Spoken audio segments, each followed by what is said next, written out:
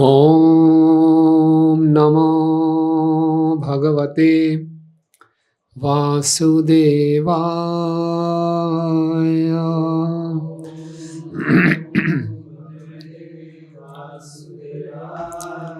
Om Namo Bhagavate Vasudevaya.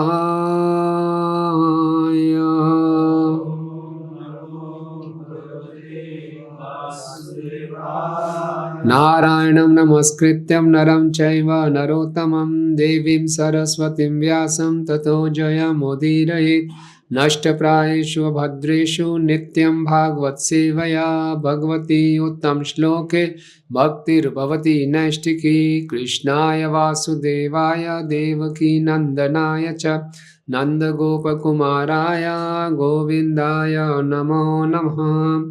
Om Ajnanatimirandhasya Jnananjana Shalakaya Chakshurunmilitam Yena Tasmai Shri Guruve Namaha. Shri Chaitanya Manobhishtam Sthapitam Yena Bhutale Swayam Rupa Kadamayam Dadati Swapadantikam Vandeham Shri Guru Shri Yuta Padakamalam Shri Gurun Vaishnavanscha Shri Rupam Sagrajatam Sahagana Raghunathan Vitam Tam Sajivam Sadhuvaitam Savadutam Parijana Sahitam Krishna Chaitanya Devam Shri Radha Krishna Padan Sahagana Lalita Shri Vishakhan Vitanscha. He Krishna Karuna Sindhu Dina Bandhu Jagatpate Gopesha Gopika Kanta Radha Kanta Namastute Tapta Kanchana Gaurangi Radhe Vrindavaneshwari Vrishabhanu Sute Devi Pranamami Hari Priye Vancha Kalpatarubhyascha Kripa Sindhu Bhayevacha Patitanam Pavanebhyo Vaishnavebhyo Namo Namah.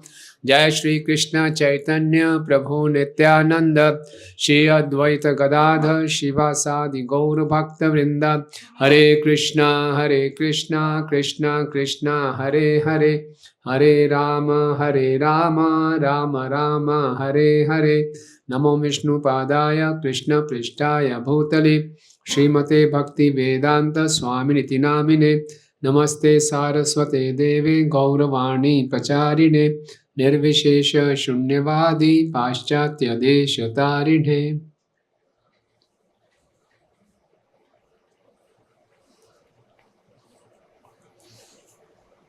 Hare Krishna.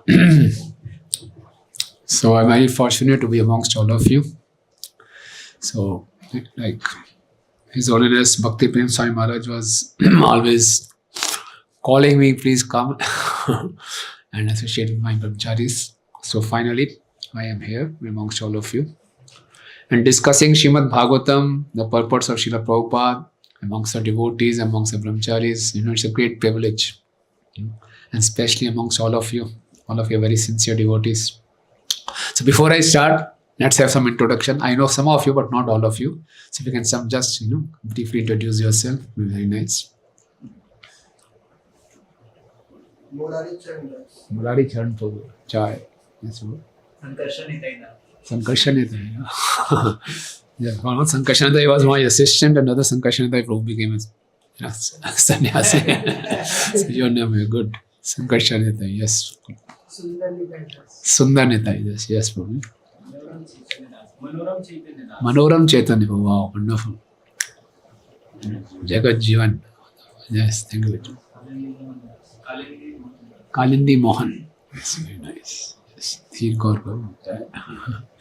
Yes, sir. Kapil Muni. You saw the poster of Rabindra. He was asking who is it, Kumar Bhargav. Who he was mentioned that he is school director. Acha, he is looking totally different in the poster. Wow. Hare wow. Yes, that's what we met. Ishwar Murari ko. Kishore Murari. Acha po. Yes, Prabhu. Dakshi Sankarshan. Wow. Nice name. Yes. Yes, Prabhuji. Sushobhan Krishna. Shyam Vallabh Prabhu. Rajendra Krishna Prabhu ki jai. Yes. Madan Mohan, wow. Madan Mohan Das. Anand Kund Das. Anand Kund, yeah. Advaita Acharya, wow. Krishna Bhakti, yes. Rishabhanand, yes. Yes, very good. Thank you very much. So let us start second canto, 8th chapter. So we have 3 chapters, 8, 9 and 10. And 9th chapter, we have Chatushloki Bhagavatam. So we'll spend more time on Chatushloki Bhagavatam. And now we are starting with 2.8. Questions by King Parikshit. Okay. Now so far till 7th chapter, Sukadeva Goswami has answered all the questions of Parikshit Maharaj. Okay.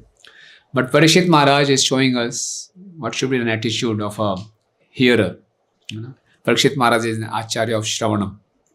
So Parikshit Maharaj is asking questions, more questions. And before asking more questions, in this 8th chapter, Parikshit Maharaj will be asking around 21 questions. And those 21 questions will be answered. Sukadeva Goswami will use the conversation of Lord and Brahmaji and Maitri Muni and Vidur in answering those questions. Okay. And before that, Parikshit Maharaj is inspiring Sukadeva Goswami, encouraging the speaker. Sometimes speaker also needs encouragement. Of the two, hearer and speaker, who is more important? In the conversation between audience and the speaker, who plays a major part? Speaker or the audience? Audience. Both, yeah, both. But audience plays a more vital role. If the audience is alert, the speaker is inspired. The super soul sitting in the heart of speaker will inspire to speak appropriately as per the sincerity of the audience. Okay. You must have all have, you are preaching. If the audience is very dull, they're not responsive. So you also don't feel inspired to speak. So although Sukadeva Goswami is an Acharya in Kirtan and Parikshit Maharaj is an Acharya in Shravanam, perfect combination. But still, they are maintaining the basics. They are maintaining the principles to teach us. Okay. The audience should always encourage the speaker. So we'll see how he encourages and what is the attitude of a hearer. We'll see in the first 6 verses. Okay. So 2.8.1.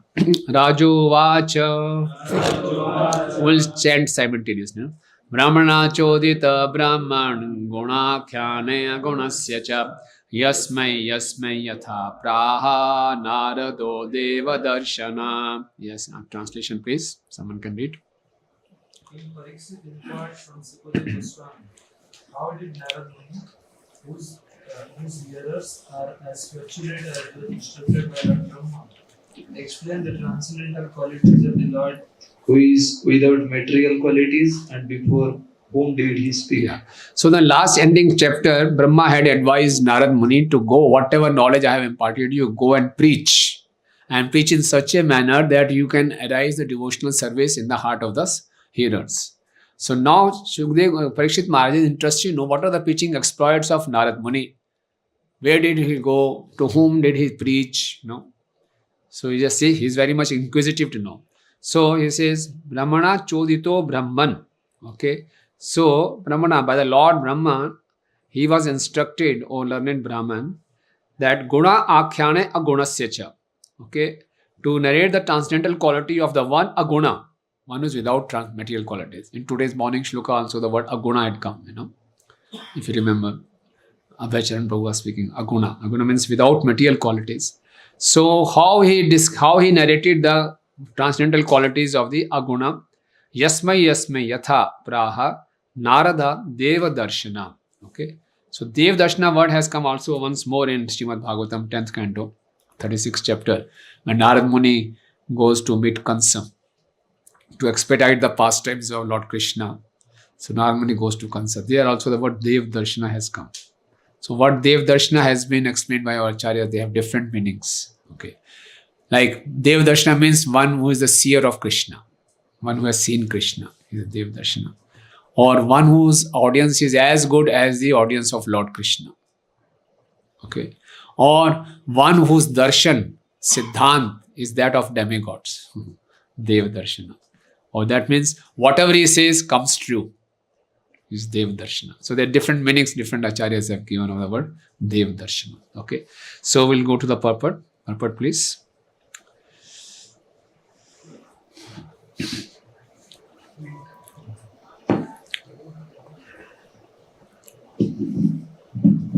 Devarshi Narad was directly instructed by Brahmaji, who was also directly instructed by the Supreme Lord. Therefore, the instructions imparted by Narada to his various disciples are as good as those of the Supreme Lord. That is the way of understanding Vedic knowledge. It comes down from the Lord by disciplic succession, and this transcendental knowledge is distributed to the world by this descending process. There is no chance, however, to receive the Vedic knowledge from mental speculators. Yes, this Prabhu is very emphatic about this. And in this modern world, we have so many Jagat Gurus, From where they have received knowledge, we don't know what they are saying, but they have so many followers. Okay, so even sometimes devotees get bewildered. He has so much following, he must be saying something true, And they are very charismatic also. They are very charismatic.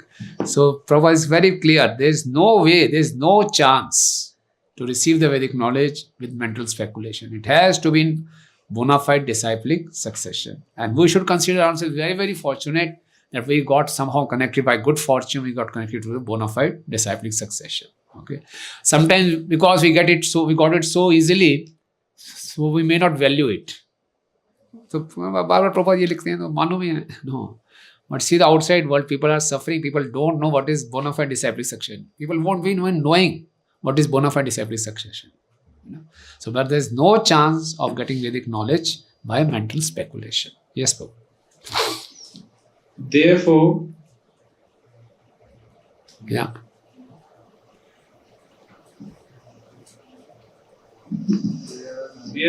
wherever Narad Muni goes, he represents himself as authorized by the Lord, and his appearance is as good as that of the Supreme Lord. That is also Dev Darshan. Yeah. Similarly, the disciplic succession, which strictly follows the transcendental instruction, is the bona fide chain of disciplic succession. And the test of such bona fide spiritual masters is that there should be no difference between the instruction of the Lord originally imparted to his devotee and that which is imparted by the authority in the line of disciplic succession. How Narad Muni distributed the transcendental knowledge of the Lord will be explained in later cantos. And we see how throughout the Bhagavatam, Srimad Narad Muni is there. Whether it with Dhruv Maharaj, Prahlad Maharaj, Prachin Marishad, Prachetas, everywhere we see Narad Muni. So, and Prabhupada is saying this is the power of disciplic succession. In one of the lectures, Prabhupada is saying, Nityanand Prabhu delivered 2 Jagai Madhais. And by his mercy, I have delivered thousands of Jagais and Madhais. And then Prabhupada is saying, this is the power of disciplic succession. This is the power. In the disciplic succession, the mercy gets multiplied. In the material world, the so-called succession, the commission gets cut. Everyone has his own cut. So whatever is sanctioned by the government at the ground level we receive after a lot of cuts. But in spiritual life, disciplic succession, every ring adds its own mercy. So the mercy gets multiplied. So the theory of Ritvikism is to completely defeat it. There is no Ritvikism, If I am directly getting initiated by Prabhupada, why Prabhupada? Why not Rup Goswami directly? Why not Narad Muni directly? Cross ही करना तो पूरा cross करो ना यार. पूरा करो. नारद मुनि से डायरेक्ट लेते हैं क्या आप सोचिए कितना फैंसी आइडिया है. वो जो स्पिरिचुअल मास्टर नारद मुनि है डायरेक्टली. क्या प्रभुपाद क्या बोले? सीधा बोलो नारद मुनि बोलो. ब्रह्मा जी बोल दो और अच्छी बात है. So by disciplic succession we get more and more mercy. That's why Prabhupada could boldly say, I have delivered thousands of Jagai and Madhais. It's all by the power of disciplic succession. Right? Okay. 2, second verse. Etud veditum ichchami tattvam tattvavidambara Hare adbhuta viryasya katha loka sumangala. Yes, Prabhuji. The king said, I wish to know narration concerning the Lord who possesses wonderful potencies and certainly auspicious for living beings in all Yes. planets. See how he is praising the Shukdev Goswami. Tattva vidam vara. You are the best of the knower of the truth. I want to know the truth. Vetudum ichhami tattvam. I want to know the truth and I am approaching you because tattva vidam vara. You are the best of the knower of truth. Hare Adbhutta Virya se and please narrate those pastimes which are lok sumangala, which is auspicious for the whole world. Right? Yeah, purport please. Srimad Bhagavatam, which is full of narrations of the activities of the Supreme Lord, is auspicious for all living beings residing in every planet. One who takes it as belongings to a particular sect is certainly mistaken. Srimad Bhagavatam is certainly a very dear scripture for all the devotees of the Lord, but it is auspicious even for the non-devotees also because it explains that even the non-devotees hovering under the spell of material energy can be delivered from such clutches if they hear the narrations of the Srimad Bhagavatam with devotion and attention from the right source representing the Lord by disciplic succession. Prabhupada is very particular. It should be from the right source. And what should be the attitude of the hearer? With devotion and attention. Yeah. And Bhagavatam is actually in the beginning of Bhagavatam it says Param Nirmasaram Satam. It is meant for those who are non-envious. But it is also meant for us sadhakas also. It is also meant for non-devotees also. How? How it is Lok Mangalam. It is auspicious for all categories of people. Yes, Prabhu. Yes, Nashpai Shubhadreshu Nitya Bhagavad Sevya. So for us, for sadhakas, it is like a medicine. For those who are Nirmatsaranam Satam, for them it is relishable. Like cane juice. Those who are healthy, it's a luxury for them. It's very sweet. And those who are suffering from jaundice, it's very bitter. But they have to take it as a medicine. Okay. So Nityam Bhagavad Sevya, for us it is a medicine. Right? Okay. Katyasva Mahabhaga Yatham Aham Khalatmani Krishne Niveshya Nisangam Manastakshe Kalevaram. Yes. O greatly fortunate Shukdev Goswami, please continue narrating Srimad Bhagavatam so that I can place my mind upon the Supreme Soul, Lord Krishna, and being completely freed from material qualities, thus relinquish this body. Yeah. Again, he is glorifying Shukdev Goswami. Previous verse he glorified as Tattva Vidvara, and now he is glorifying as Mahabhaga. You are greatly fortunate. Okay, right. Okay, so again, Prabhupada in the first paragraph is stressing upon the importance of hearing the Srimad Bhagavatam. Okay, yeah, can you read the first paragraph? To be fully engaged in hearing the transcendental narration described in the text of Srimad Bhagavatam means to constantly associate with the Supreme Soul, Sri Krishna. And to constantly associate with the Supreme Lord Krishna means to be liberated from the qualities of matter. Lord Krishna is like the sun, and material contamination is like darkness. As the presence of the sun dissipates darkness, constant engagement in the association of the Lord, Sri Krishna, frees one from the contamination of the material qualities. Contamination by the material qualities is the cause of repeated birth and death, and liberation from material qualities is transcendence. Maharaj Parikshit was now a realized soul by this secret of liberation through the grace of Shukdev Goswami, for the latter had informed the king that the highest perfection of life is to be in remembrance of Narayan at the end of life. Maharaj Parikshit was destined to give up his body at the end of 7 days, and thus he decided to continue remembering the Lord by his association with the topics of Srimad Bhagavatam, and thus to quit his body in full consciousness of the presence of the Lord Sri Krishna, the Supreme Soul. Yeah. So you see, that's why Prabhupada has given this rule of daily Bhagavatam class. And in your module also, we have those 5-6 verses of Sanatana Goswami glorifying Srimad Bhagavatam, Krishna Lila Stava. So very wonderful verse. It says, Sanatana Goswami says, you have all those verses, we can recite this verse. Mat ek bandho, mat sangin, mat guru, mat mahadhana, mat nistarak, mat bhagya, mat ananda namastute. You have this verse? I think at the end of your module. Page number 5. Yeah. Very beautiful verses, Yeah, so we can chant this verse. Mat ek bandho mat sangin, mat guru mat mahadhana, mat nistarak mat bhagya, mat ananda namastute. So this is the feeling we should cultivate for Srimad Bhagavatam. Srimad Bhagavatam is my only friend, my only companion, my guru, my real great wealth, my deliverer, my fortune, my bliss. So Srimad Bhagavatam is non-different from Krishna. So we are associating with Krishna by associating with Srimad Bhagavatam. And then he says, whatever bad qualities we may have, Sanatana Goswami is praying, asadhu sadhutadaye na. You could see that verse?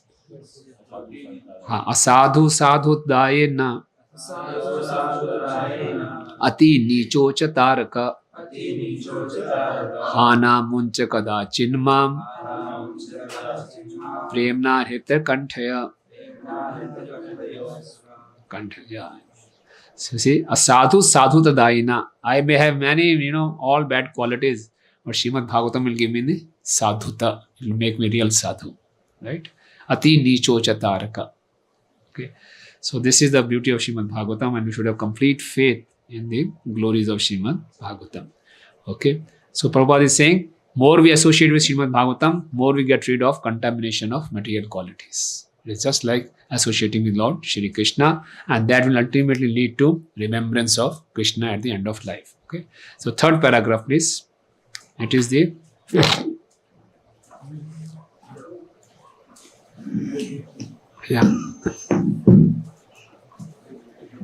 It is the duty of the saint to hear Srimad Bhagavatam from a self-realized soul and not be duped by professional men. One should continue such hearing till the end of one's life, so that one can actually have the transcendental association of the Lord and thus be liberated simply by hearing Srimad Bhagavatam. Next, Maharaja Parikshit. Maharaj Parikshit had already given up all his connections with his kingdom and family, the most attractive features of materialism, but still he was conscious of his material body. He wanted to be free of such bondage also by the constant association of the Lord. Okay. So, although Parikshit Maharaj is saying that I want to be totally detached from material association, this is humility, Just to give up all of the kingdom all of a sudden, it's not so easy. Prabhupada, I think in the first canto, 18th chapter, 4th verse is writing in the purport, by scientific adaptation, Parikshit Maharaj could immediately leave his kingdom. Right from the childhood, he was practicing it. It's not that all of a sudden he got this news and it was not possible. It won't be possible. He was cultivating, although he was ruling the kingdom, but by scientific adaptation, he was cultivating detachment also. But still, maybe he's attached with his body. So now he wants to hear more Bhagavatam so that I can get detachment from this body also. Similarly, we all have come to Krishna consciousness. We all have joined Brahmacharya ashram. We have also cultivated a lot of detachment, But still we know in our heart some attachments are there. Subtle and gross attachments are there. But we should have complete faith in the process of hearing and chanting Srimad Bhagavatam. Okay, if your devotion and attention, if we continue this process of hearing and chanting, so we'll be able to get detachment from our other subtle attachments also. Right?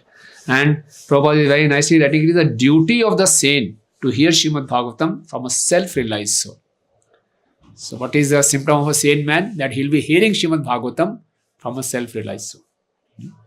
There's one book by Prabhupada, Matchless Gift, small book. On the first page of that Matchless Gift, Prabhupada is writing, it's very difficult to find even one sane man in this material world. Not even find one sane man. So many Bhagavad Saptas are going on all over the India, especially.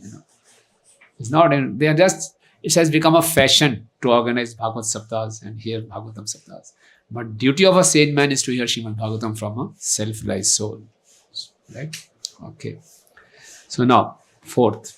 Shramata Shradhaya Nityam Granatascha Swacheshtitam Kalenati Dirdena Bhagavan Vishate Hridi. Yes. Persons who hear Srimad Bhagavatam regularly and are always taking the matter very seriously will have the personality of Godhead Sri Krishna manifested in their hearts within a short time. This is a very interesting verse. Okay. Shramatam Shradhaya Nityam Grahantascha Suchichitam Kale Nati Dirdhena Bhagavan Vishate Hridi. Where else in the Srimad Bhagavatam is said that Krishna is caught in the heart?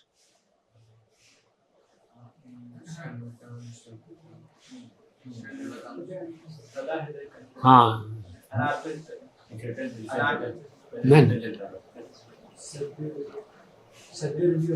Sadhya, second verse only. Okay.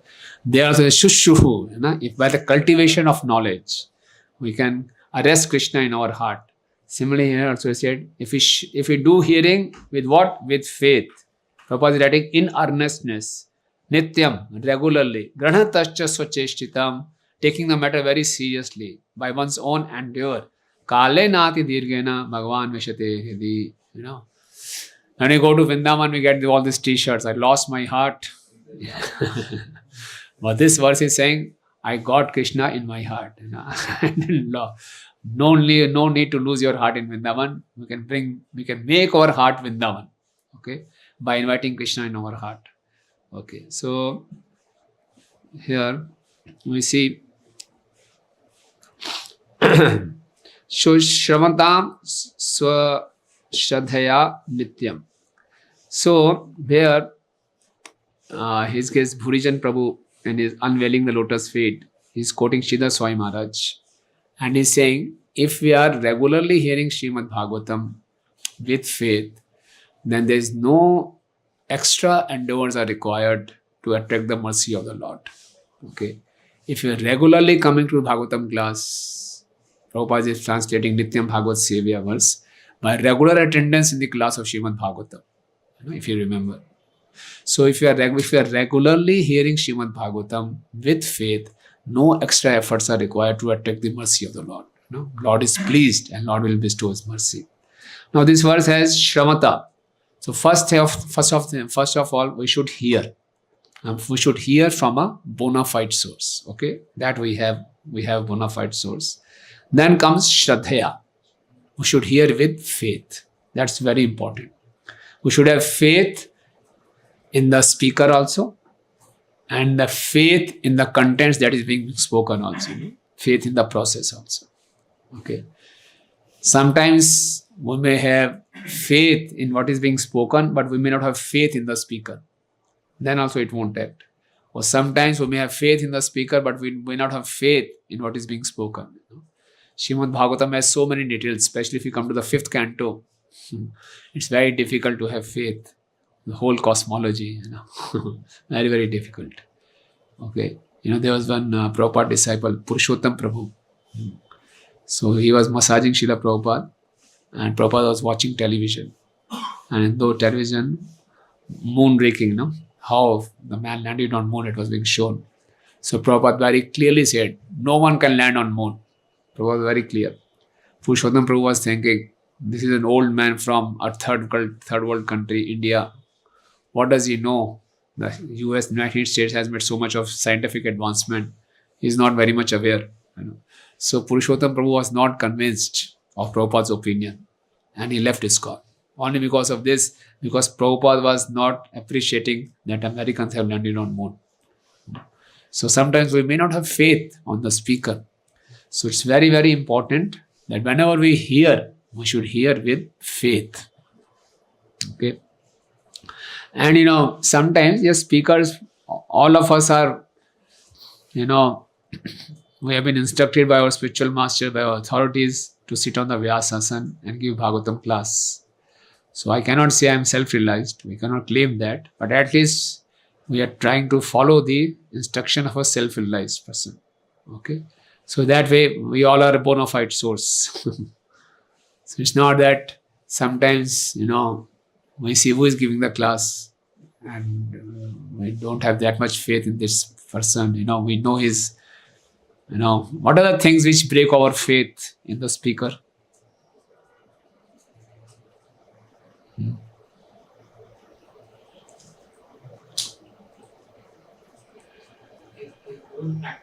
His own practices.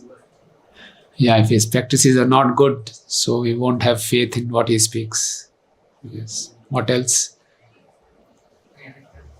If we hear him blasphemy from other devotees. If we hear his blasphemy from other devotees, yes. Sometimes person has good character but not able to present the content properly. That time also you feel bored. Yeah.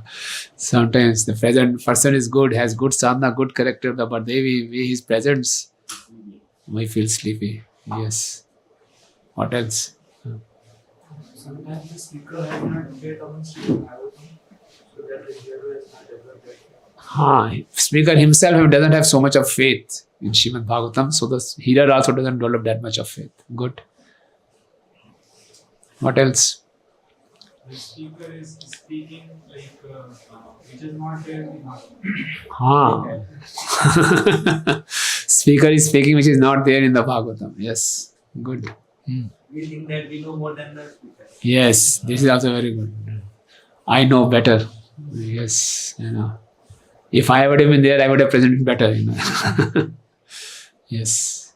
What else?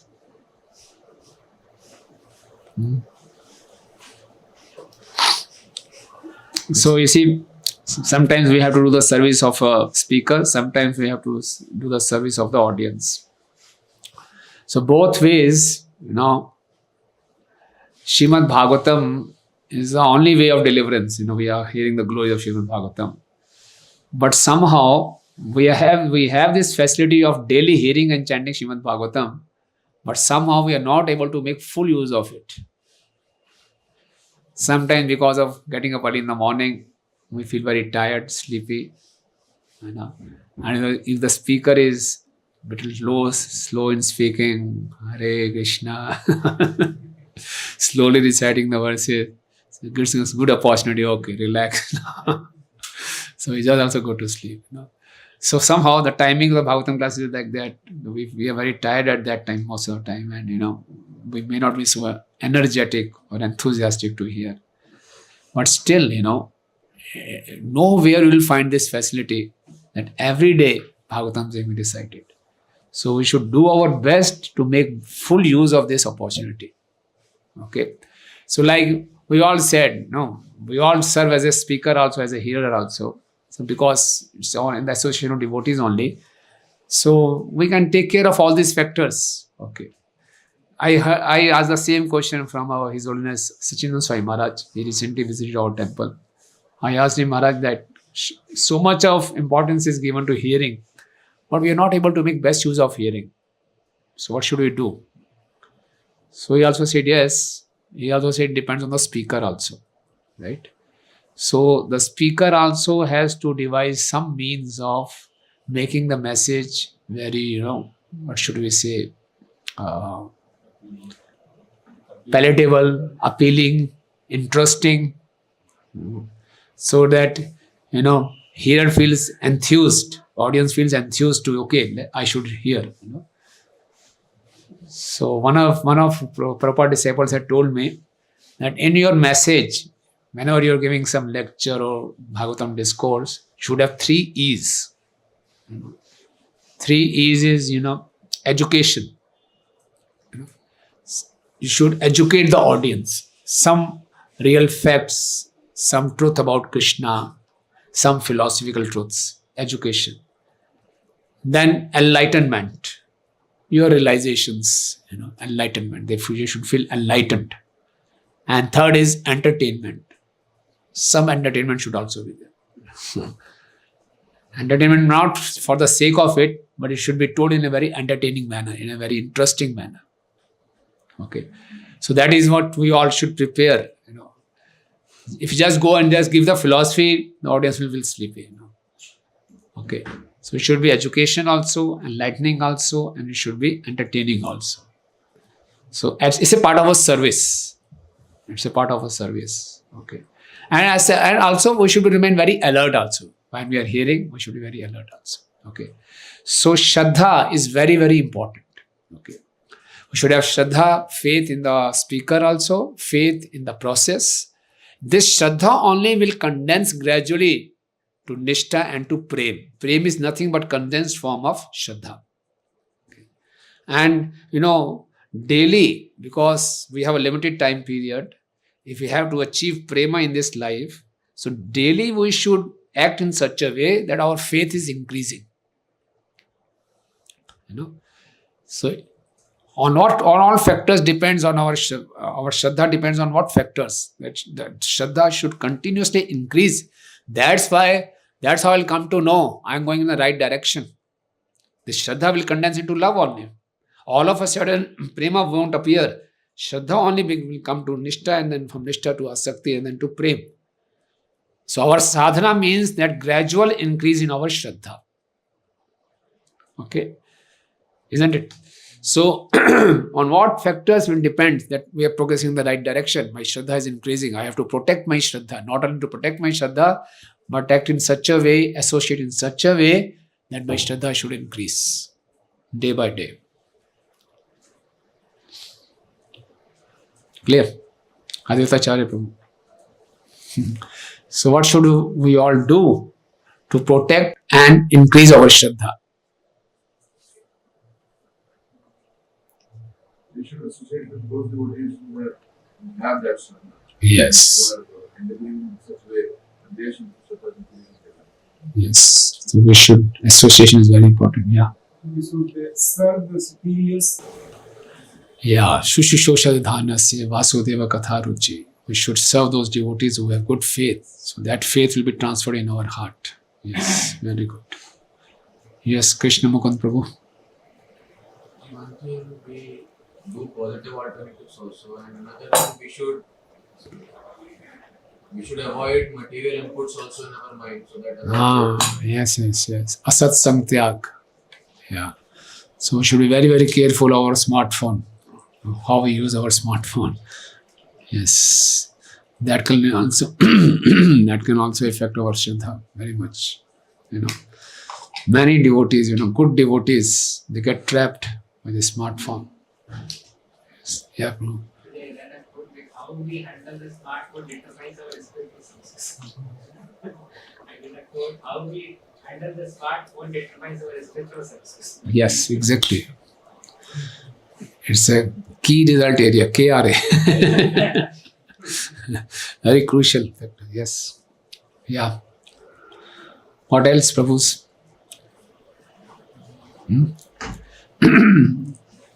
Yeah, Dhir Gaur Prabhu, your inputs.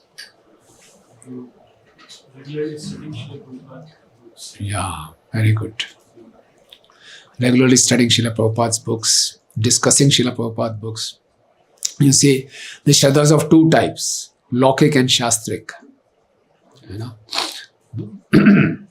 Vishwanath Thakur says, Swabhavaki and Balotpadika. So this is very important to develop our Shastrik Shraddha, not the Laukik Shraddha. Shastrik Shraddha will come by hearing and discussing the scriptures. Like we are doing this Bhakti Vaibhav. The main aim is to increase our Shraddha in Srimad Bhagavatam. Okay, yes. Very important. When we meet each other after Bhagavatam class, then we can ask the devotees that this are good points about this Bhagavatam class. Yeah, but that's good points. Yes. Very good. This is called discussion, We are discussing Srimad Bhagavatam. Yes. So, anyone else? Okay, so Shraddha is very important. And we should make all our efforts to protect this Shraddha. Okay. Because in the beginning stages, the Shraddha is very, very, very tender. It needs all protection. Okay. So, hearing the blasphemy of devotees, that's very dangerous. So that will attack at our Shraddha, One result of committing offenses is that it really attacks at our faith. It attacks our Shraddha. So one should be very, very careful in dealing with devotees, in hearing blasphemy, Okay, Shramata Shraddhaya Nityam. Nityam means Prabhupada is writing regularly, always. Okay, so daily we should read and hear Srimad Bhagavatam every day without fail. It's very, very important. Once Srila Prabhupada was in Los Angeles and Prabhupada was not well, his throat was not good, and Prabhupada was to give class. Still, Prabhupada was coming down to give the class. So devotees told him, Prabhupada, you are not well, you can take rest. Prabhupada said, no, I'll go to the class. Because if today I take rest, I'll set a trend. That if you're not feeling well, you can skip Bhagavatam class. So Prabhupada attended Bhagavatam class. Then Prabhupada sat on the Vyasasana. Prabhupada was about to speak, he was not able to speak. Prabhupada could have easily gone up in his room and took rest. Prabhupada sat in the class and told one of his disciples to give the class, but Prabhupada was there in the class. Okay, so that's how we should take it so seriously.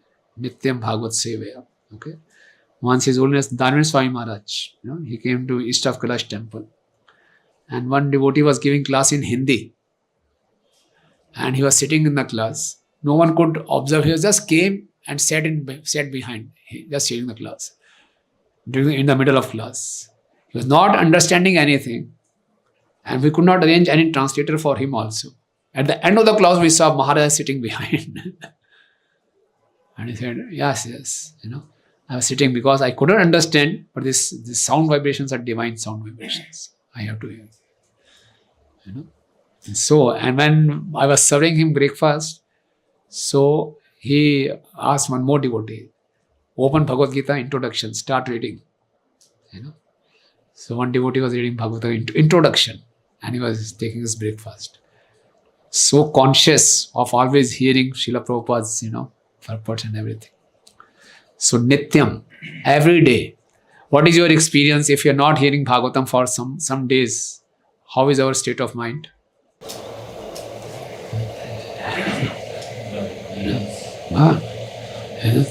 In the third canto, we'll read that when Brahmaji created his daughter, Vak, he got lusty after his daughter.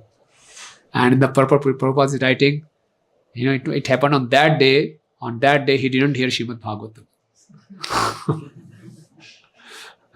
So, the day he didn't hear Srimad Bhagavatam, he got crazy. So, similarly, if you're not hearing Bhagavatam regularly, we lose our state of mind, we lose control of mind. So, daily hearing helps us to realign ourselves. We need continuous realignment. Daily hearing Srimad Bhagavatam will help us to purify our aim of life, to help us to tolerate all kind of distractions, to help us to resist the temptations of Maya. Although we are hearing the same thing again and again, but it has so much of power. It gives us resistance power to tolerate all kinds of temptations, distractions, to know what is the truth. Hearing Srimad Bhagavatam is just like seeing yourself in the mirror. The Bhagavatam acts like a mirror. Where I am, where I should be. So it keeps us humble. Long way to go. If you're not hearing Srimad Bhagavatam, we may think, okay, I almost reached Golok Dham. So it's very, very important. Okay. So Shramatam Shraddhaya Nityam. Yes? Yeah. Hearing of Srimad Bhagavatam and reading of Srimad, does it mean only to read Srimad Bhagavatam, or it means to read like Srimad Chaitanya Bhagavatam or other scriptures also? Okay. Yes, we can read those scriptures also. Chaitanya Charitamrita, Chaitanya Bhagavat also. But hearing is also very important. Swadhyaya and Shravana both are important. They should not replace each other. Both are required. But along with Srimad Bhagavatam. Yeah, yes, we can do that. Prabhuji, question like Bhagavatam is itself only Bhagavatam only, or any Krishna Katha is Bhagavatam? Any Krishna Katha is Bhagavatam. Yeah. Chaitanya Charitamrita is also Bhagavatam. Bhagavatam means related with Bhagwan. Right? So, Shramata Shraddhaya Nityam Gadhantascha Swacheshchita. Now, this is very important. Granatascha swacheshtitam means taking the matter very seriously by one's own endeavor. Now, where the chesta is required, where we have to put our efforts.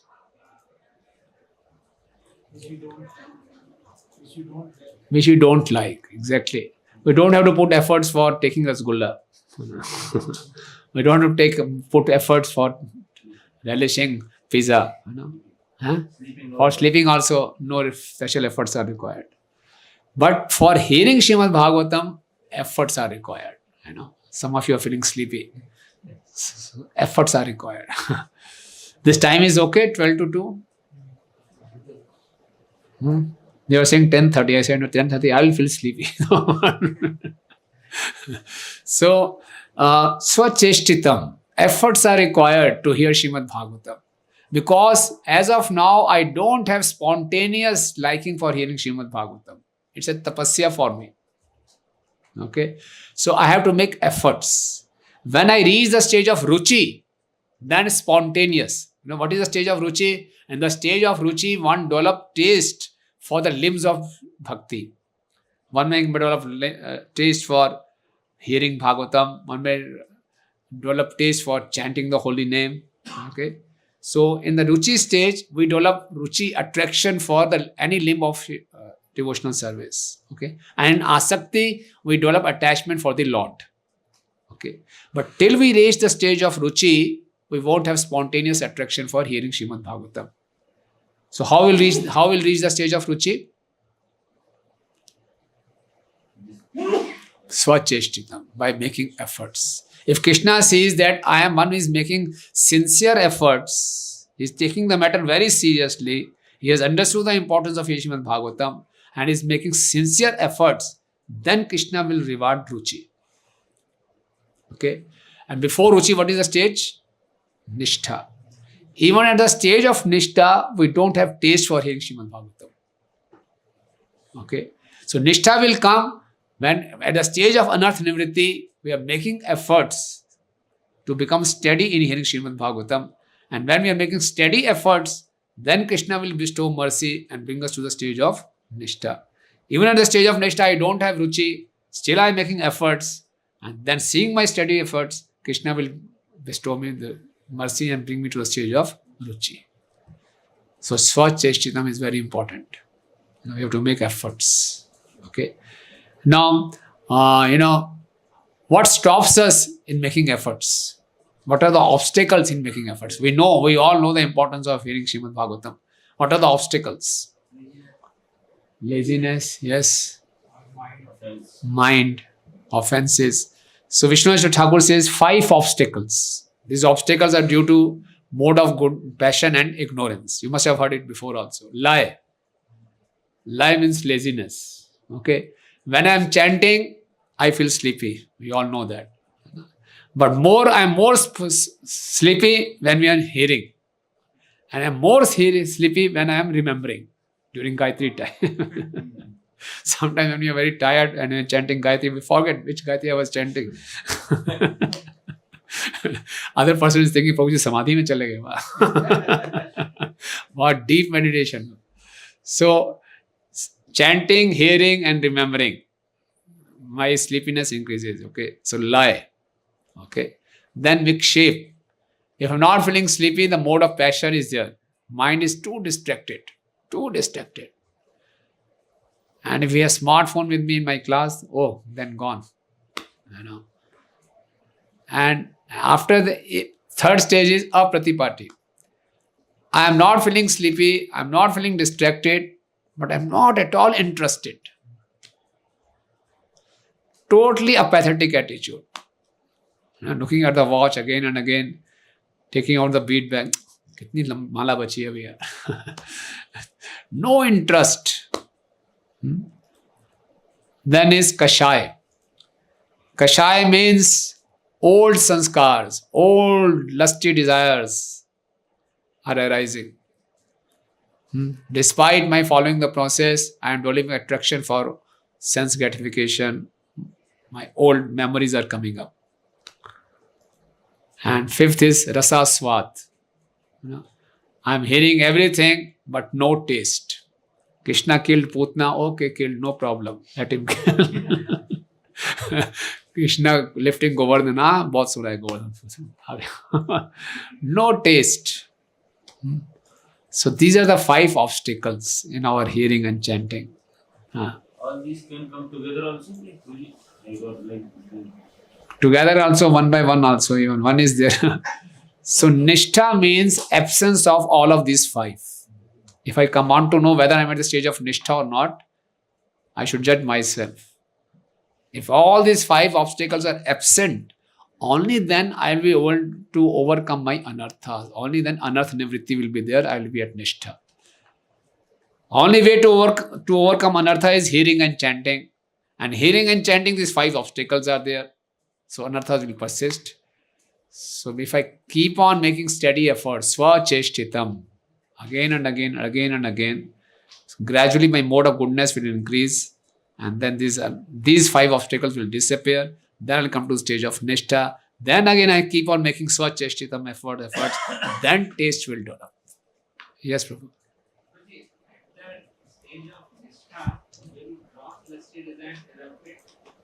Yeah, there's no gross lassi, no?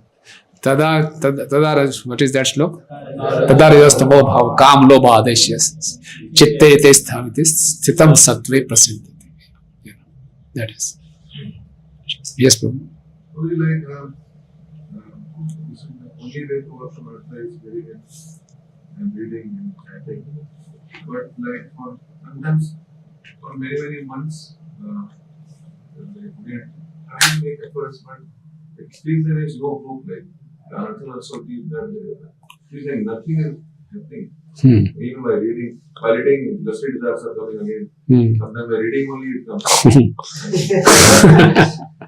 So many things are happening. Feels like process like this. Yeah. Out of this. चल रहा है, काम जारी है. हमें लगता है काम जारी है, वो काम चल रहा है.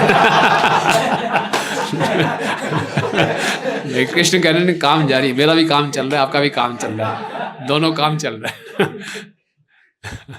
तो डरना नहीं प्रभु, ना. There is no alternative. Tina factor याद रखना. टीना, there is no alternative. Okay. Even if nothing is working, what can you do? क्या कहाँ जाओगे छोड़ के? There is no alternative. And one should not feel depressed. Continue enthusiastically. Continue. Still, I'm so much better off. Just let me see my past. How was I? How I am now? So much better off. I'm in the association of so many wonderful devotees, wonderful prasads, kirtan, deities. Everything is so nice. I'm so fortunate. So, let's not be anartha conscious.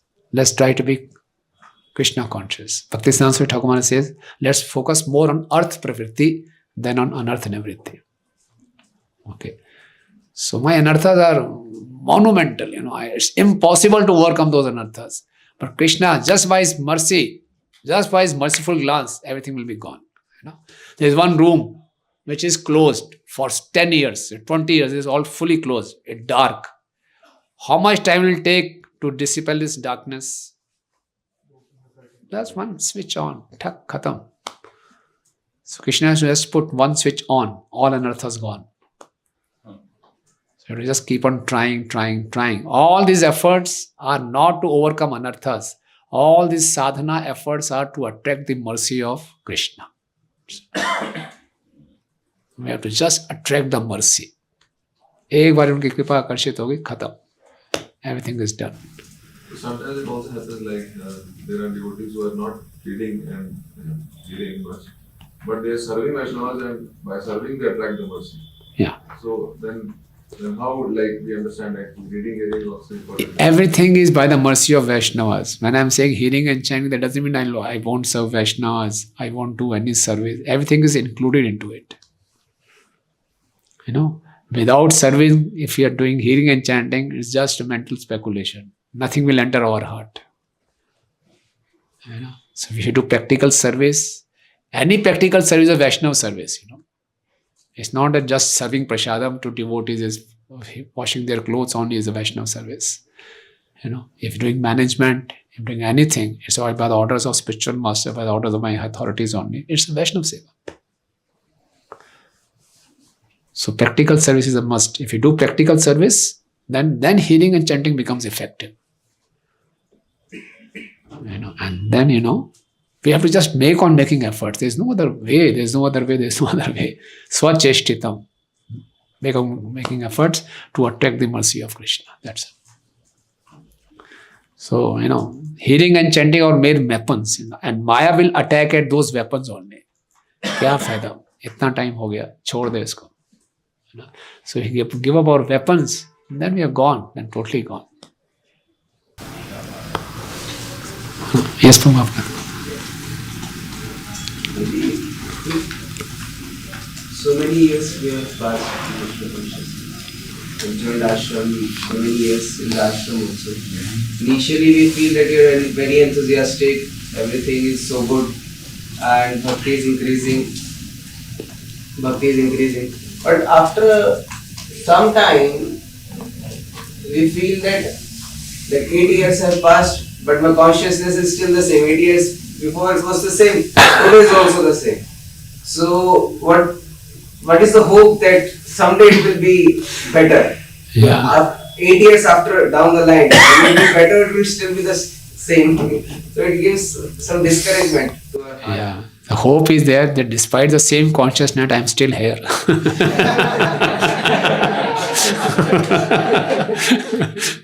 बहुत बड़ी achievement है प्रभु.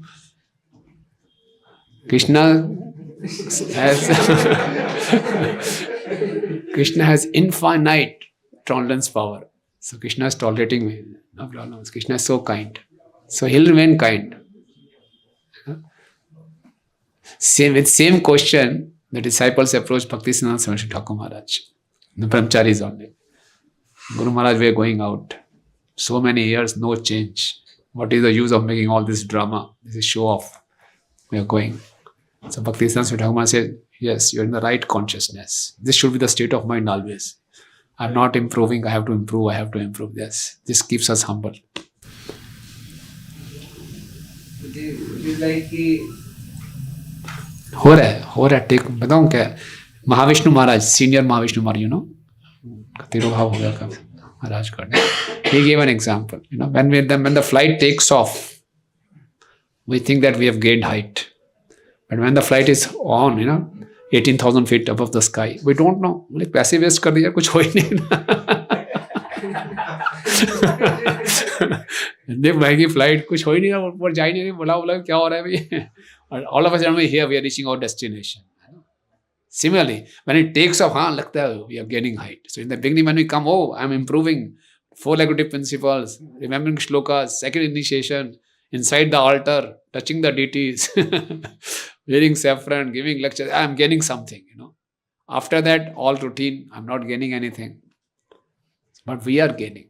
Day by day we are chanting, we are attending morning program, we are associating with devotees. That means Krishna is still tolerating us, Krishna is still bestowing his mercy upon us. So we are in the mercy circle of Krishna.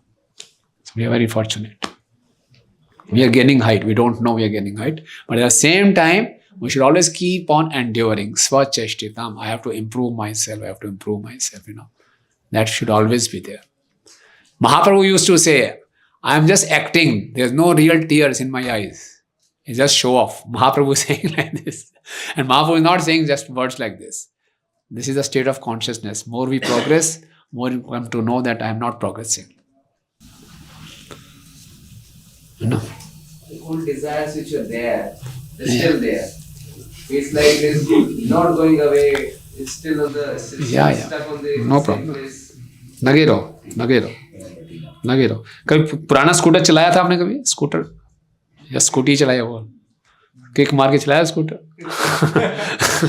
तो कभी scooter over हो जाता था तो kick मारते रहो किस kick में स्टार्ट होगा पता नहीं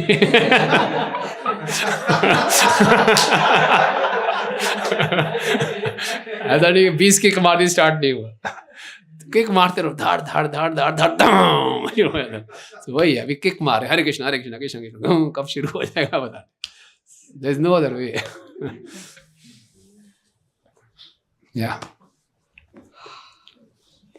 Hare Krishna, Prabhuji. Prabhuji, we never restrict people for chanting holy name or for reading Srimad Bhagavatam or for serving the devotees. But there are restrictions for deity worship. We do not allow. So, sometimes there's a confusion that, in Bhagavatam, we read one should have a Brahmanical qualification in order to worship the deities. But the Brahmanical qualification we are nowhere around it. Yeah. So in that way, one truth is that we do not. There are restrictions for deity worship. That also we understand, and the qualification which is mentioned, we are still not following. So, what is the break point or breaking line above which one should not think of deity worship? What is that point where? Yeah, one standard is Brahmanical standard. Scripture says, but we know we are not following Brahmanical standard. Other thing is, it's not like we are allowing anyone for deity worship. Yeah. So, what is the thin line where we should think that this is not the right time for me to worship the deity? Suppose if a person is tormented with lusty desires, so there is a question that should he enter the altar or it's better to take a break of a week or so. Okay. Prabhupada says who should be awarded second initiation? Prabhupada says one who is a steady Vaishnava. One who has a second initiation, that means he's steady in his practices. So on the other way around, one who is not steady in his practices, he should feel himself not yet qualified. Steady in practices, steady in his services. He's not regular in his morning program, he's not regular in his services. That means lot of mode of passion and ignorance. If he's showing steadiness in his sadhana, steadiness in his seva, though still mode of passion and ignorance are there, but he's showing steadiness, that means now he can be recognized as a Vaishnava. Then he can be awarded second initiation. Okay, this is regarding second initiation. But about those who have got second initiation, but the dilemma comes in their life when they are tormented by lusty desires. So whether they are fit enough to worship the deities or they should take a break or wait for the lusty desires to overcome. And No. They should go for deity worship because that will help them to overcome their lusty desires. Okay, touching the deities, dressing the deities will help him. Touching the deity itself is, it's such a wonderful process. We get so much purified, and if he has to follow a regular routine of deity worship, then his mode of goodness increases. He is forced to be punctual. He is forced to be clean. So that way his mode of goodness increases. We shouldn't encourage. Until unless he's grossly into, breaking the regularity principles, then there's a different story. He's too much trouble, that's a different story. But if he is struggling, then it may help him. So we can understand if the things are on the mental level, one can be allowed. If the things take the physical level, then one should wait. We have to understand case to case. And sometimes a person may have a lot of interest in deity worship. He said, Prabhu, please give me a chance, it will help me. Then we can give him a chance. It depends on his interest also. Because if the mind is absorbed in something, then the mind won't get distracted. It depends on his swabhav, his nature also. And what about Lord nursing this altar? That I think we should be careful. More care is required. More negative marking zyada ho jaye. Yeah. Okay. So clear. So Shramatam Shradhya Nityam Grahanatascha Swacheshtitam. Efforts are required. Okay. So what happens after joining Brahmachari ashram, like Rishabhanand Prabhu was saying, after a few years, this kind of moroseness starts coming in. Kab tak? Aakhir kab tak?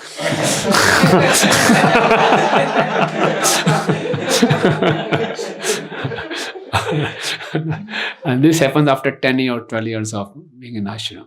And this is called midlife crisis. And from here, we start dipping. Kuch fayda nahi ho raha yaar. Maya starts attacking like this. Kuch fayda nahi ho raha. Bahut kar liya yaar. Bahut ho gaya. Naya bachcha hai. Karo tum jao, karo. So from there, the complacency starts coming. I'm not talking about you. It's a general principle I'm talking. Wherever you go, after or spending around 10 years in ashram, this feeling comes. Kab tak Prabhu? Kab tak? You know? Wahi Mangal Aarti, wahi Samaj, wahi kab tak aake? You know? So that it is called midlife crisis. You know? And then we start worrying about our future. For how long? Will this continue like this? After 10 years also this, after 10 years this, for how long? Better to be honest with yourself, Prabhu. कब तक drama चलेगा? कब तक drama चलेगा ना? माया बोलेगी आजा बेटे आजा. मैं प्यार ही बोल रही थी आजा. नहीं है तेरे बस की, आजा आजा. शाबाश शाबाश आजा. आराम से रहे, ईमानदारी का जीवन जी ना. जो है आराम से चल, बहुत हो गया, कोई बात नहीं, आराम से चलना, कोई बात नहीं. No have going to change ashram, and then honestly be an honest grasta, Prabhu, be an honest grasta. Then you start, no problem. No? So this is how Maya attacks. I'm not saying one should not change ashram, it is bad to change ashram. I'm not saying that. It depends on one's swabhav.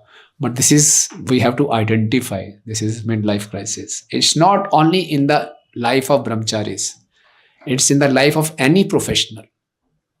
If you see any professional, after spending 10-15 years, he has this crisis. आगे क्या होगा? आगे कितने कब तक मैंने से किया? I should change my line. क्या करूं? कैसे करूं? If you observe, it has been observed in all professions. Even Grahastha Ashram people have this. People must be coming to you in the Grahastha Ashram after spending 10-15 years. प्रभु जी अब क्या करें आगे? अब क्या करना चाहिए बताइए? हमारा क्या फ्यूचर है? कब तक ये करते, क्या करना, क्या आगे है क्या? सब कुछ हो गया, first initiation, second initiation, leader बन गया, प्रचार कर लिया, श्लोक याद कर लिए, क्लासें दे ली, अब करना क्या है? उसके बाद क्या है? What is the future? You know, so this is how maya attacks. But स्वचेष्टितम, लगे रहे, लगे रहे, डोंट गिव अप. प्रभु used to say the process itself is so blissful. अच्छा आनंद तो आ ही रहा है, इतना भक्तों के बीच में कर रहे हैं, लगे ना, क्या चक्कर है? बाहर भी जाते हैं, कोई जॉब भी कर रहे, बाहर वही तो है, डेली आना जाना वही तो है, ऑफिस में आना जाना वही काम है. एक ऑफिस से दूसरे ऑफिस में, ऑफिस चेंज कर लोगे यहाँ पर, काम तो वही रहेगा. तो इसीलिए one should not give up. स्वचेष्टित लगे रहे, राइट? यू नो, जितना एफर्ट्स डालेंगे, the more we put our sincere efforts, more we showing to Krishna, I need your mercy. I have to show my desperation. You know, this sadhana is the means of showing my desperation. Once Prabhu was going on the morning walk, so he had dry bread, you know, pieces. He was throwing to the ducks. Bread was less, ducks were more. So his disciple asked Prabhupada, who will get this? Prabhupada said, one who quacks the most. Quack, quack. One who quacks the most, she will get the bread. You know.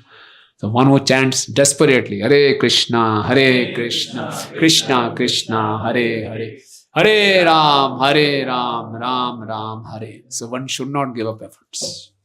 ठीक है ना प्रभु? ऋषभानंद प्रभु, what do you say, Dheerkor Prabhu? I have a question. Yeah.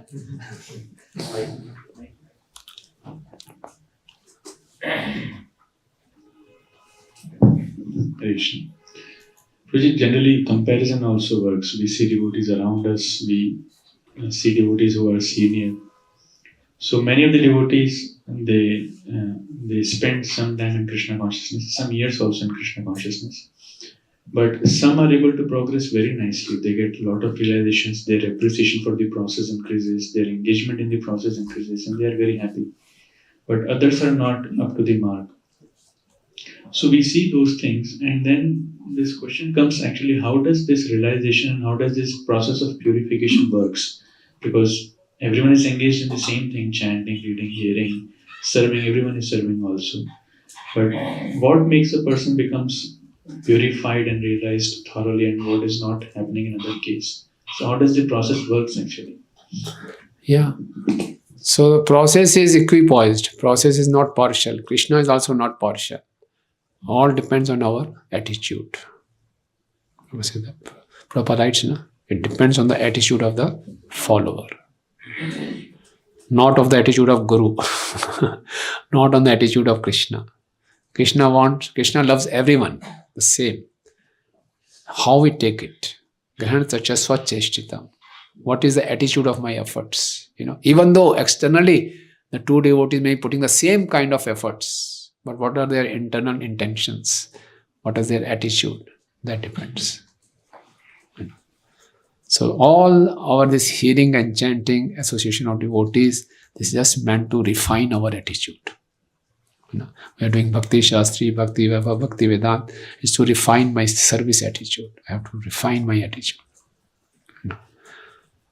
Then follow-up question comes that whatever we are chanting, is our chanting that not powerful that it can change our attitude? Yeah. Our attitude? Yeah.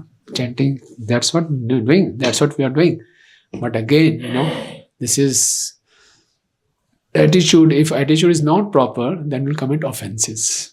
And when we commit offenses, the Vastu Shakti, the power of that process, it won't affect us.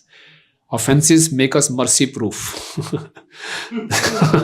So mercy won't enter. Mercy, Krishna wants to give us mercy, but we have this ring of offenses. So because of offensive attitude, we are not able to make best use of the process. There's nothing wrong in the holy name, nothing wrong in the hearing and chanting. Everything is wonderful. But we are offensive in our attitude, That is the problem. Still, even if I am offensive, there's no other way. I have to keep on trying to improve myself. And instead, I should be thankful to Krishna, thankful to devotees. They are still tolerating me. And they are giving me more and more chance. That way. So, Shramatam Shadhya Nityam Grahanatascha Swacheshtitam. So Swacheshtitam is very important. Every day when we go for morning program, I have to enthuse myself. Yes, I have to give my best. Prabhupada says in one of our lectures, every day when I get up, I should thank Krishna. Oh, I'm still alive. I'm still alive. So people should have positive attitude and keep on endeavoring hard and harder and harder. Okay. His Holiness Bhakti Prabhu Swami Maharaj told me that he was told by His Holiness Bhakti Charu Swami Maharaj that when we are going to attend a Bhagavatam class and when we know next day what is the Bhagavatam verse, so all the audience should read that verse and memorize that verse before coming to the class. Then his hearing will be effective.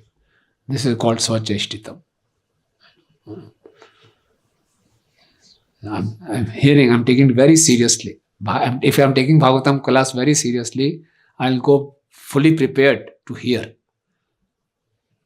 So it's asking for too much. But this is how Bhakti Charu Swami Maharaj wanted that. You are aware of that? He did not. Bhakti Prabhu Maharaj told me that. So that's how. If we go like this, if I'm normally, when speaker comes on the Vyasasana, he's earnestly praying, Om Agyanat Mirandas, Bachalila.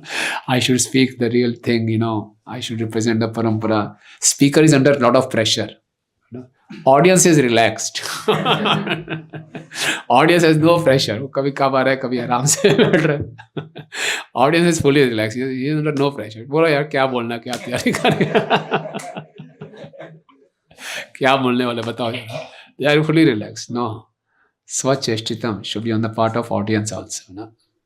If he is praying, chanting Mangalacharan, the audience should also chant Mangalacharan earnestly.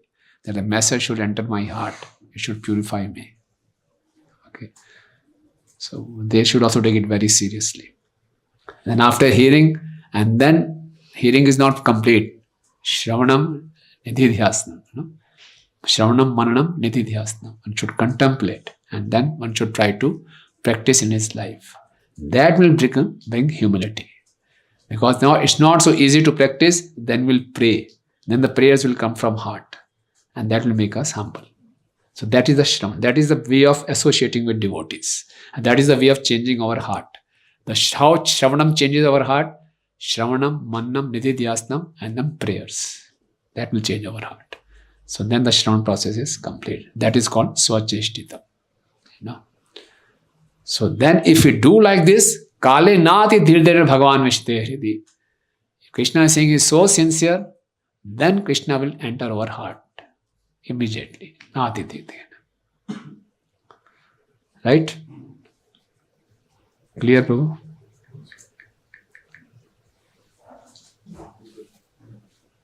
Yes, Prabhu. Madan Mohan Prabhu. Yeah. Hare Krishna. Prabhuji, like what if a devotee, like he is serving a lot at institutional level.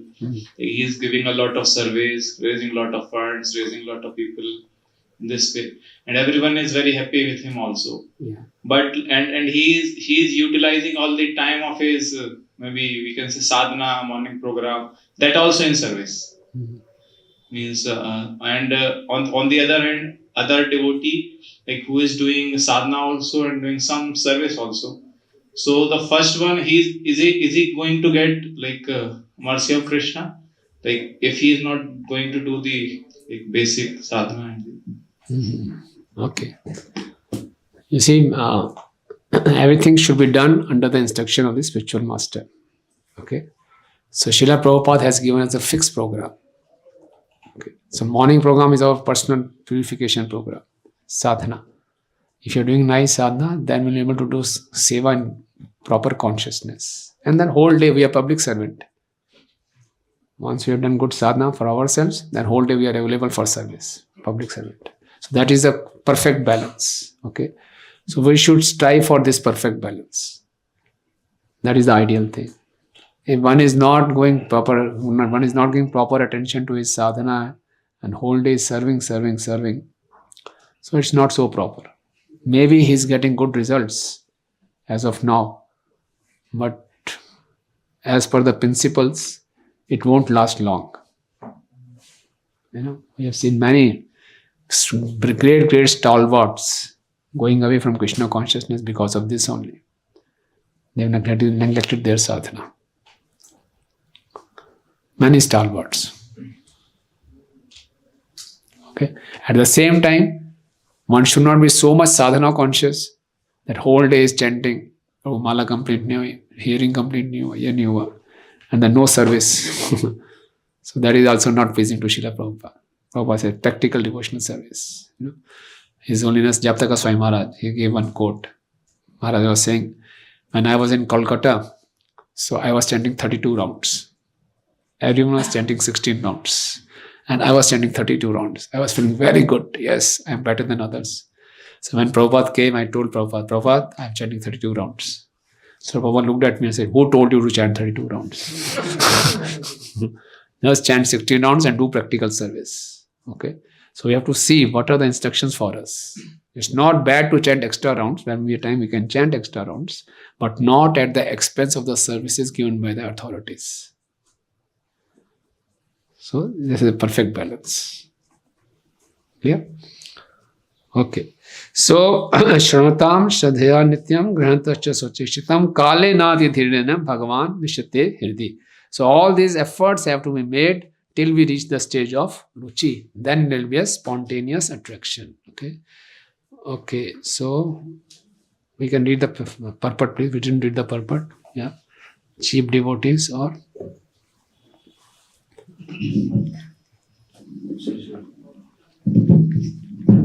cheap devotees or materialistic devotees of the Lord are very much desirous to see the Lord personally without meeting the requisite qualifications. Such third-grade devotees should know well that material attachment and seeing the Lord face to face cannot go together. It is not such a mechanical process that the professional Bhagavatam reciter can do the job on behalf of the third-grade materialistic pseudo-devotee. The professional men are useless in this connection because they are neither self-realized nor interested in the liberation of the audience. They are simply interested in maintaining the materialistic establishment of family attachment and earning some material benefits out of the profession. Maharaj Parikshit had no more than 7 days to live, but for others, Maharaj Parikshit personally recommends that one hear Srimad Bhagavatam regularly, Nityam, always by one's own effort and with serious devotion also. That will help one to see the Lord Sri Krishna manifested in one's heart within no time. Yeah, Prabhupada is also stressing regularly, Nityam, always by one's own efforts and with serious devotion also. Good. Okay. Like many times, Prabhupada this targeted professional reciters avoid. But one of the quote of the Prabhupada daily quote is mentioned like, if someone want to hear Bhagavatam, come to the temple. If we go to someone else, then we should charge. That one quote is there, Prabhupada daily quote. It comes in 365 days. So how we can reconcile both the statements? We can go to charge. We don't charge for reciting Srimad Bhagavatam. If someone is inviting us, please do some program. So if we do it freely, they take it very lightly, cheaply. So then we charge. And we don't charge for ourselves. It's deposited in this account. That's all. So we are not professional reciters. Professional reciters, they have their own ulterior motive. They will compromise on everything just to please the public to get more and more money. So externally both look same only. No, it's not same. It's not same. It is there because many colleges, many office, corporate sector, they invite us. आइए थोड़ा कीर्तन कर दीजिए. वो सोचते हैं हम ऐसे ही हैं बस, ना नाचने गाने वाले हैं, ना आओ थोड़ा रौनक लगा दो. कहते हैं ना अब आओ थोड़ी रौनक लगा दो, ना ऐसे नहीं, रौनक लगाने वाले नहीं हम. नौटंकी वाले थोड़ी हम. So they should take us seriously, and then take our message also very seriously. So we do seminar charging is 10,000 rupees per person. Oh, then they'll take it seriously. That way. Right? Okay. Pravishta karno randhrena swanam bhav sarohram dhunoti shumalam Krishna salilasya yatha sharad. Yeah. Translation. The sound incarnation of Lord Krishna and the Supreme Soul, that is Srimad Bhagavatam, enters into the heart of a self-realized devotee, sits on the lotus floor of his loving relationship, and thus cleanses the dust of material association, such as lust, anger, and hankering. Thus it acts like autumnal rains upon pools of muddy water. Yeah, it's very interesting. Next, please. Purport. It is said that a single pure devotee of the Lord can deliver all the fallen souls of the world. Thus, one who is actually in the confidence of a pure devotee like Narada or Sukadeva Goswami, and thus is empowered by one's spiritual master, as Narada was by Brahmaji, can not only deliver himself from the cultures of Maya or illusion, but can deliver the whole world by his pure and empowered devotional strength. See, if I am hearing the Bhagavatam, Shrimatam Shadhyan Nityam, it won't only benefit myself. I will be auspicious for everyone. You know, I will benefit the whole world. If I become pure, I can benefit the whole world. Such is the power of Srimad Bhagavatam, hearing Srimad Bhagavatam. Okay. Yes. The comparison to the autumnal rain that falls on muddy reservoirs of water is very appropriate. During the rainy season, all the waters of the rivers become muddy. But in the month of July, August, the autumn season, when there is a slight rainfall, the muddy waters of the rivers all over the world become at once clear. By addition of some chemical, a small reservoir of water like that of a metropolitan waterworks tank can be cleared. But by such a teeny effort, it is not possible to clear up all the reservoirs of water like the rivers. A powerful pure devotee of the Lord, however, can deliver not only his personal self, but also many others in his association. So the comparison of pure devotee with those of yogis and impersonalists is being given. Okay. Someone may ask, why by hearing Bhagavatam we can cleanse our heart? By cultivation of knowledge, by practice of mystery yoga also we can cleanse our heart. Yes, we can cleanse our heart, but that will be limited to self only. But Bhagavatam, cleaning the heart by Bhagavatam is so powerful, it can, we can purify the entire world. Prabhupada is elaborating more on the next paragraph. Continue. In other words, the cleansing of the polluted heart by other methods, like the culture of empiric knowledge or mystic gymnastics, can simply cleanse one's own heart. But devotional service to the Lord is so powerful that it can cleanse the heart of the people in general.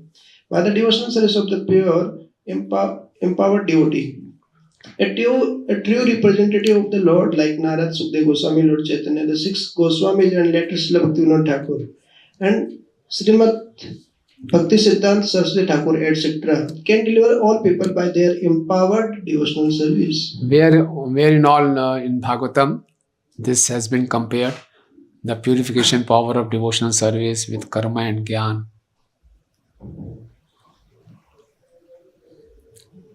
Famous case study. Ajamil, yeah. Shukdev Goswami first says that we have to do by karma kanda, but that is like Hatisnana, Manya Kunja Shochu, and the second is gives by Gyan kanda. Then what is it? It's like what? The tree cut, but roots are still there, they only can come up. But real fire is, which can burn everything, is the fire of devotional service. So, similarly, if you need an nectar of devotion also, the Prabhupada quotes, the devotional service is like the blazing fire, which can destroy the forest completely. That means which can destroy all kinds of our aprarabdha papa also. Devotional service is like blazing fire. Then Lord Kapil Dev also in third canto compares devotional service to Jatha Agni, digestive fire, in the third canto. He says the devotional service is like the digestive fire which can dissolve our subtle body. Okay, so there is very interesting comparison given. Why devotional service is compared to digestive fire? It's not compared to the blazing fire. Blazing fire was consuming everything what was thrown into, no discrimination. But the digestive fire discriminates. Like digestive fires in our stomach, it destroys all those unnecessary elements and remove them as excreta. But those who are the nutritional elements that digestive fire use to nourish our other dhatus, sapta dhatus. Okay. Similarly, devotional service will destroy the material part of our subtle body. Our material impressions, it will burn. Okay. But it will nourish our spiritual impressions. But Jnana and Yoga, they will destroy only our material impressions. Jnana and Yoga will not nourish our spiritual impressions. Okay. So that's why devotional service comes to digestive fire. Other reason why devotional service comes to digestive fire is like digestive fire acts gradually. It's not that you have eaten, immediately it's gone. We are not like Vrikodara, like Bhim. It takes time, gradually. Similarly, when you're performing devotional service, it takes time to overcome our anarthas. It gradually, Aprarabdha phalan mukham, what is that? Putam vijam phalan mukham. Kramana eva priliyata. Vishnu bhakta ratatmanam. Kramana eva. It happens gradually. Okay. And the third reason why it is compared to digestive fire is that we don't have to make extra efforts. After taking food, if your digestive system is okay, normal, automatically it gets digested. You don't have to make special efforts. If someone's digestion is not good, he may take some medicine or any other thing. But normally, no extra efforts are required to digest the food. Similarly, when we are performing devotional service rightly, no extra efforts are required to overcome our anarthas. Automatically, it's a side product. Automatically, it will be digested. Okay, so that's why devotional service is complete. It completely purifies our heart. And when this heart is purified, we can purify others also. We become empowered. Right? Clear? Next paragraph. By sincere efforts to hear Srimad Bhagavatam, one realizes his constitutional relationship with the Lord.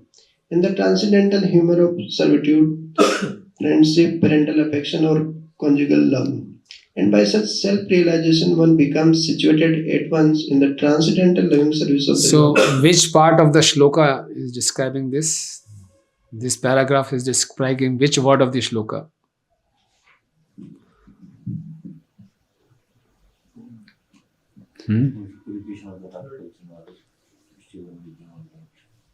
By sincere efforts to hear Srimad Bhagavatam, one realizes constitutional relationship with the Lord. So, which part of the shloka is being explained here? Bhavana Swanana Bhav Sarohruno. So, this is the power of hearing Srimad Bhagavatam seriously. We can realize our Sarup. We can realize our relationship with Krishna. Right? Okay, next. Not only were all the pure devotees like Narad self-realized souls, but they were engaged in teaching work automatically by spiritual impetus, and thus they delivered many poor souls entangled in the material modes. They became so powerful because they sincerely followed the Bhagavatam principles by regular hearing and worshipping. Yeah. So how they became powerful? By regular hearing and worshipping Srimad Bhagavatam. Right? Yeah. By such actions, the accumulated material lusts, etc., become cleansed by the personal endeavor of the Lord within the heart. Prabhupada's English is so poetic, it's so nice. By the personal endeavors of the Lord within the heart. In the previous verse, for personal endeavors of the devotee, swacheshtitam. To the degree we make efforts, to that degree Lord also make efforts to cleanse our heart.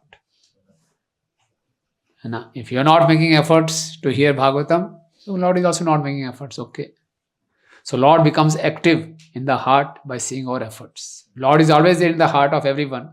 As a super soul is neutral. But when he sees we are making special efforts, he also, okay, I'll become active now. So he becomes active and he makes the soul attracted to Krishna. Okay. So he makes personal endeavor by the Lord to cleanse the heart. Right? Yeah. The Lord is always within the heart of the living being, but he becomes manifested by one's devotional service. Yes.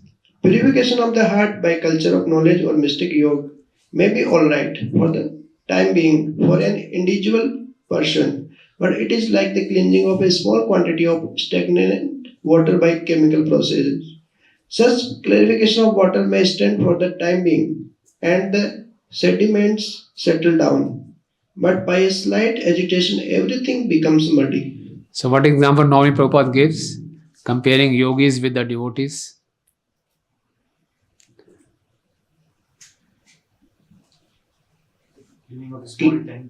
Yeah.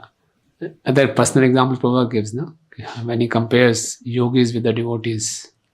Yogis get easily agitated, but devotees don't get. Haridas Thakur. Haridas Thakur and Vishwamitra Prabhupada gives. Yeah.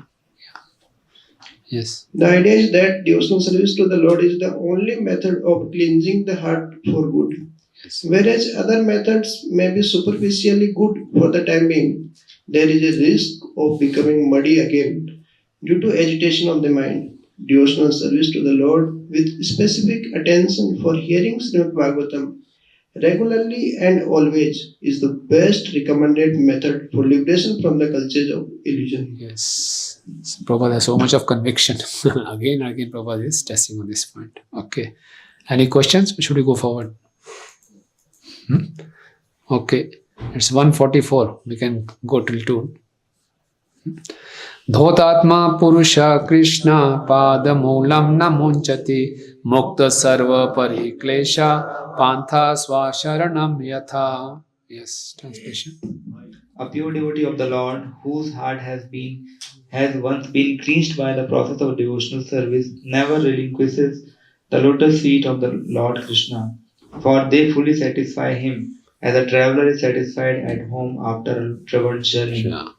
So very nice. All this verse number 4, 5 and 6 are very much related, showing the sequence. What happens when the heart is fully cleansed? Dhat Atma Purusha Krishna Pad Moolam na munchati. He will never give up the lotus feet of Krishna. Mukta Sarva Pariklesha. He is liberated from all kinds of miseries.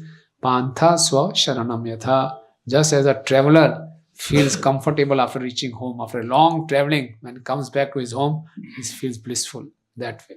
Okay.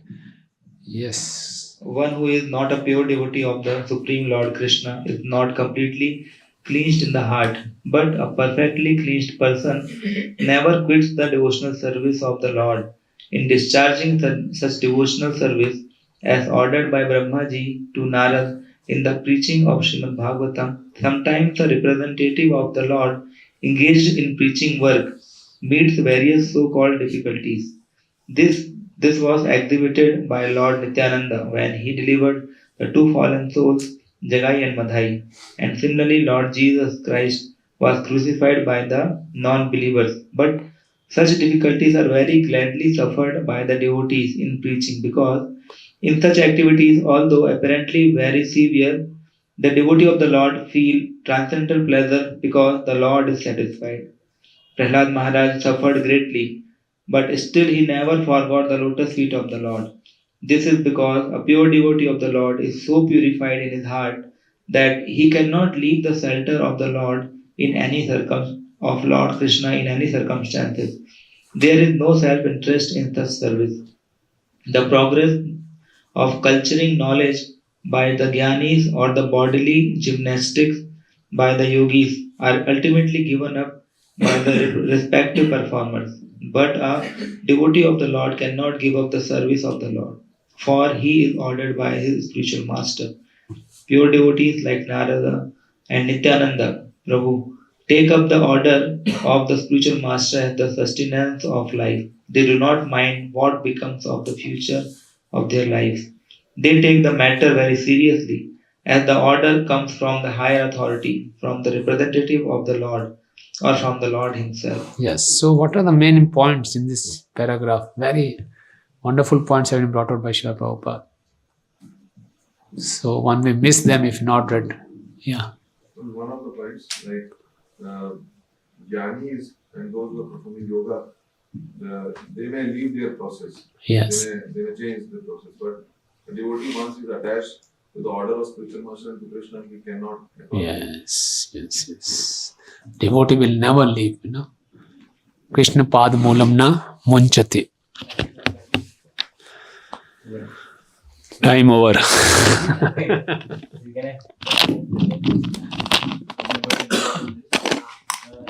It's mentioned like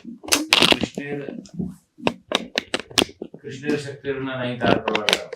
And there is people in another movement also like who shake on the whole world, like practically even the spiritual master. But later on they relinquish the lotus feet of Krishna. So then how we can understand? Yes. Yeah. I wanted to discuss this point also. Yeah. So it is never they leave, but we have seen devotees living Krishna conscious also, and they were strictly following the orders of stalwart devotees. So how to understand that? Yes. Any other important point? So we'll discuss that. First point is said, yogis and impersonalists, they may use the process as a ladder, and after reaching their goal, they will reject the process. Sometimes they use devotional service also. It says, Chaitanya Path Shankar Mat. The path is of Chaitanya Mahaprabhu. Hare Krishna, Krishna Krishna, Hare Hare, Rama, Rama, Hare. The mat is Shankar. Like when Raghunath Bhatt Goswami was going to Jagannath Puri, so he came across a Brahman, and who was Ram Das. He was always chanting Ram, Ram, Ram, Ram, Ram. He was very impressed. And when we met Chaitanya Mahaprabhu, we said, his Brahman is very nice. He's always chanting Ram, Ram, Ram. But Mahaprabhu was not very much impressed, because Mahaprabhu knew that he's chanting Ram to become Ram. So they may use the name of the Lord to become the Lord. So they may use the process and then discard the process. But the devotees will never leave this process. Okay, this is the first point. And the second point he brought out, but sometimes we see devotees leaving the lotus feet of Krishna. How to understand that? The second point. Other points? Like one more point I like here, that the devotee of the Lord, when he is purely following the process and he is attached to the Lord, then even when difficulties come, he takes these difficulties like service. Yes. Like he's doing a service. Yes. Yeah, this is a very important point. So they take difficulties in also devotional spirit. Okay. So Prabhupada is giving examples. What example Prabhupada is giving? Prahlad Maharaj, Lord Nityanand Prabhu, Narad Muni. So when more we are attached to the lotus feet of the Lord, more we will get strength to take these difficulties in devotional spirit. Okay. Yes. So these are three important points. Okay. Good. So this we'll discuss one by one. First, you complete the paragraph. Next paragraph. The example set herein is very appropriate. A traveler leaves home to search for wealth in far distant places, sometimes in the forest, and sometimes on the ocean, and sometimes on hilltops. Certainly, there are many troubles for the traveler when he is in such unknown places. But all such troubles are at once mitigated as soon as the sense of his family affection is remembered. And as soon as he returns home, he forgets all such troubles on the way. Yeah. A pure devotee of the Lord is exactly in a family tie with the Lord, and therefore he is undeterred in discharging his duty in a full affectionate tie with the Lord. Yeah. So traveler, when he leaves home, goes out to earn wealth for maintaining his family, he has to undergo a lot of difficulties. You know, you people may not be aware. Some of you who were serving in Delhi, residing in Delhi, before Corona, they have to travel to the office for 2.5 hours, coming and going. Now there's work from home facility. So they have to travel one way 2.5 hours. So 2.5 hours going, 2.5 hours coming, all standing in the metro or being facing the traffic jam. So still they are undeterred because they have love for their family. They are earning for the family. Similarly, a devotee when discharging devotional service, he may undergo a lot of difficulties, but he faces all these difficulties because he has love for serving Krishna, serving the spiritual master. It's like family tie. Okay, so we should perform devotional service like a person, an attached householder goes out to earn money. That way, that Prabhupada is comparing.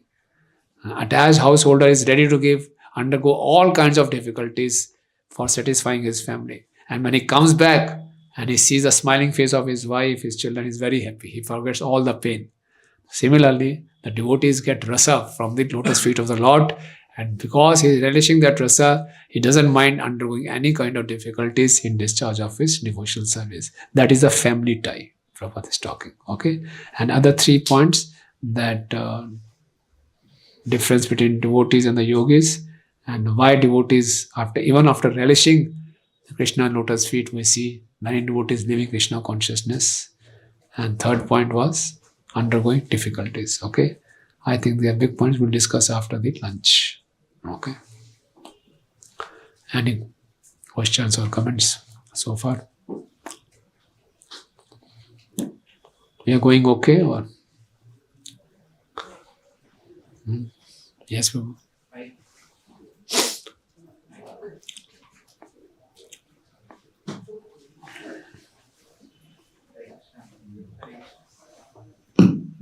Hare Krishna Prabhu. In general, we see that people in the outside world shows a higher level of determination to achieve their goal statement as compared to devotees. Not talking about the devotees of the level of Sri Prabhupada or Sri Bhaktivedanta Sri Thakur, but in general, we see even the committed devotees, even the full-time brahmacharis, the full-time grahasthas, a lot of slackness is seen in the life as compared to people in the outside where they are so much focused and oriented and determined to achieve their goals, the kind of sacrifices they undergo. So would you like to throw some light on this? Yeah, right. Yes, and Bhaktivinoda Thakur used to say that we should learn from these attached householders, materialistic people, how much we should be enthusiastic in discharge of devotional service. We should learn from them. Because when we come to devotional service, we're in the mood of relaxing. बहुत हो गया यार, बहुत झेल लिया बाहर, अब थोड़ा यहाँ. Now I'll relax, cool down, जितना हो सकता है उतना कर लेंगे, no problem. So we like to remain in our comfort zone. So that way, that is the thing. I think we come to devotional service in the mood of relaxation. Artho jigyasi artharthi gyani cha vardarshava. So most of devotees come in the category of, after these 4, most of people come to Krishna consciousness in which category? Arthi. Distressed. Now they got relief. Okay, ho gaya. So temperature down ho gaya, now we are relaxed. So but very few people come with a missionary spirit. If one has a missionary spirit, even if someone may come in the stage of distress, but after associating with missionary devotees, if he develops that missionary spirit, then let me do something for this mission. So they will remain enthusiastic. But what to do? Normal tendency is to get settled down and relax. Still, this movement is called pushing movement. So we will not be allowed to remain settled. We'll be pushed. So lovingly, devotees push us, each other, they push us. Chalo, chalo, shabash, aage badho, marathon aaya, marathon karna, ye karna. So we are being pushed. So we don't mind this pushing. We should know this is good. This push is good for me. As of now, on my own, I won't move. I'm okay in my position. But if the devotees are pushing me, it's for my good. Because what will happen if they don't push me? Maya will push me away. No. Because Prabhupada says, practicing Krishna consciousness is flowing against the current. Flowing against the current. So it's an illusion to be in a comfortable position when we are against the current. We have to keep on striving. So if you are not striving, stop striving, the Maya will push me away. So better if others are pushing me forward, it's good for me. Otherwise I will be pushed away. But Maya is such like this, our Atmika Shakti, it covers our knowledge and we start feeling comfortable. But devotees, we can do good service to devotees by pushing them. And as a devotee, I should not push if someone is pushing me. I should thank him.